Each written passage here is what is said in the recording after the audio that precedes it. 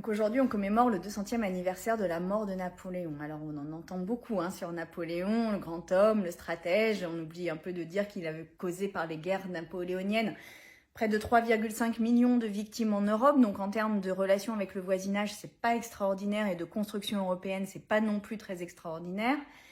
Et puis, un des héritages de Napoléon, c'est le Code civil. Et dans le Code civil, eh bien, les articles misogynes se multiplient. Et notamment, il y a cette notion de bon père de famille.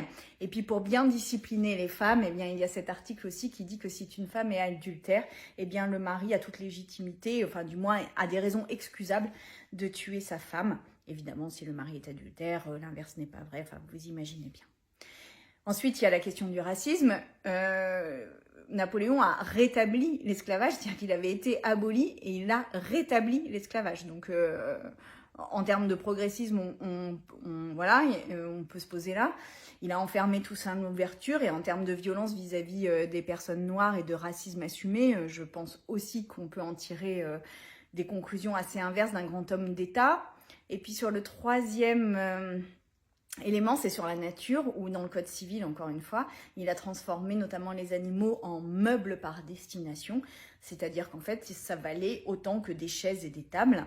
Et ça a été une grande étape dans la marchandisation de la nature et dans le fait qu'elle se transforme en ressource productive, et que du coup, on l'exploite et on la pollue massivement. Donc, l'héritage de Napoléon sur la France, regardons-le complètement et n'entrons pas dans une espèce de starification a posteriori qui n'a rien à voir avec la réalité du personnage. Et franchement, on a d'autres personnes en France dont l'héritage nous a bien plus servi en termes de démocratie que celle de Napoléon.